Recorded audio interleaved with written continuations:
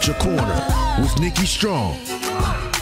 What pops into your head when you think of Black American men and hip-hop? Thug, pimp, player, drug pusher, party animal, gangster, woman beater, perhaps? The image usually isn't very positive. In fact, ever since hip-hop became commercial, these are the images of black men that are marketed to the United States citizens and the world at large. What happens as a result?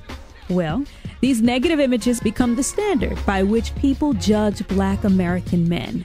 This stereotype becomes embraced as the truth about black men by people who may or may not be familiar with anything else related to black people and black culture. But what happens when black men themselves buy into the stereotype and conform to the images the record industry and society at large touts as keeping it real? That is the story of this next man's journey and the subject of his film, Beyond Beats and Rhymes. Byron Hurt documents his transformation as a young black man who bought into these images into one that challenges them, first in his personal life, and then literally challenges the institutions, big-name power players, and society at large that continue to create and promote these images.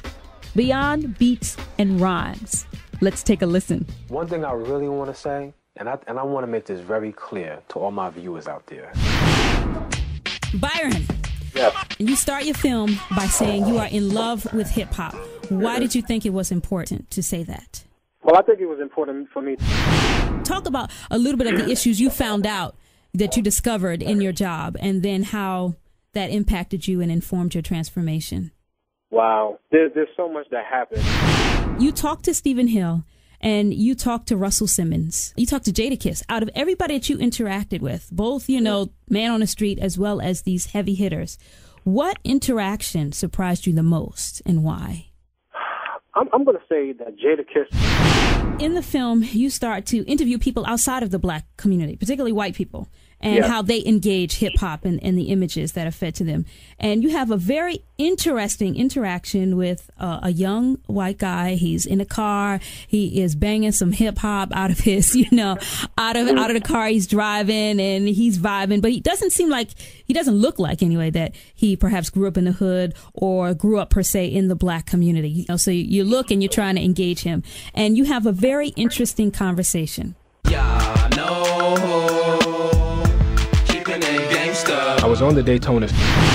I'm just trying to have a good time down here. I hear you, man. What was going through your head as you were talking to him, especially when, he's talking about hip hop and then he uses the word colored? Yeah, I was just talking to somebody about that. Your whole film really is a documentation of your process, and how you engaged hip hop and started questioning things and challenging things.